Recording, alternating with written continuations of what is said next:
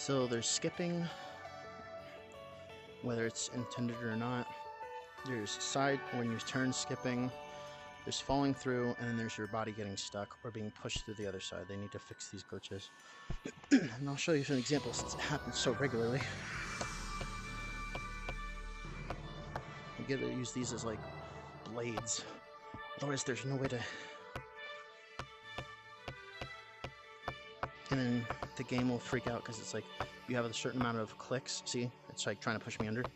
And luckily, if I can get my hand, yeah, see, jump pushes me out.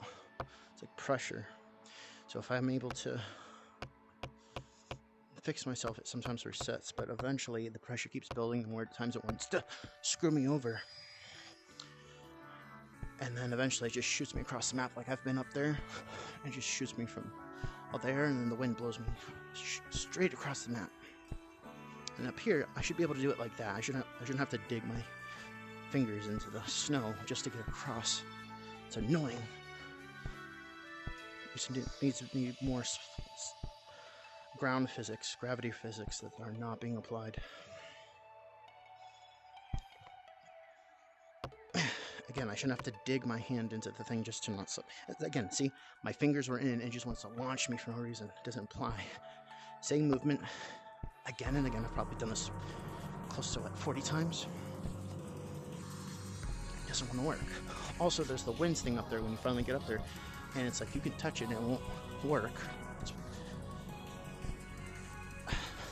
And then where it's supposed to land you, even if you're standing perfectly still, it will, I'd say, 1/3 of the time you'll stay there. The other, most of the time, you'll get launched off. So it's like, what's the point of the wind if it's not going to take you to the destination that's actually a safe destination after you finally get where you're trying to go? Defeats the whole purpose. I'm trying to get up there and see if there's anything up there. I like to figure out the game's mechanics and what's wrong with it, everything else, but this is just infuriating.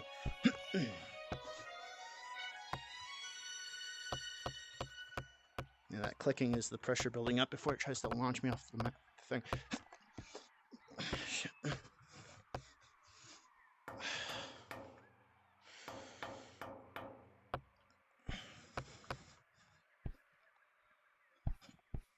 And so it's just, yeah, like really, if I go sweep forward, then I should sweep forward. I understand the like sliding mechanic if there's ice. I even understand if the slopes, sleek enough. But it's like, at least, unless this is not supposed to be done this way, and I'm finding not necessarily an exploit, but it's not following the mechanics half the way, because I understand the slide, I understand the slope, but there's certain parts of it that it doesn't follow through with. It follows the physics like half the time when at least coming to this area of the map.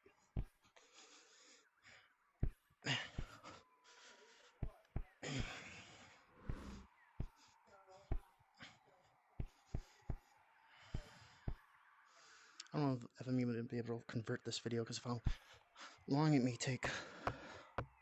See, again, do you see that? It skipped me. It skipped me. That's a perfect example. It didn't move. It just skipped me. That's exactly what I'm talking about. Although I want to get to where I want to go, I kind of wish it happened more so I can make more of an example of it to show you how often it happens. Okay. Alright, I'm just staying on the ledge. Hopefully it doesn't skip me. It's trying to skip me. And I didn't even move. I just turned, and then it skips me. So there's definitely a skip relating to turning, which is a problem, because if you're not moving, if you're just doing this, your character should not move whatsoever. Turning should not be enough of a factor to throw you off course. If you're just idle and you're not moving with your leg or your stump, I guess, and you're only moving this way, this should not be enough to move you from your position. You can turn without moving from your position. And yet, in this game, nope, we're going to screw with you as much as we possibly can. And there's like no tutorial. You're stuck in the cave. You fall off into a random public lobby. There's no words, there's no nothing. It's just an arrow. And I understand if this is a beta, but it's not even a beta. It's just like no words, no tutorial. You're on your own. Which in Tarkov makes sense because it's meant to be hard. But this is a kid's game. They should not be doing that. Or at least it tries to sell itself as that. But there should be a tutorial. There should be a tip guide. There should be something, not an empty cave with maybe an arrow or two. That just launches you into the public lobby before you're even ready.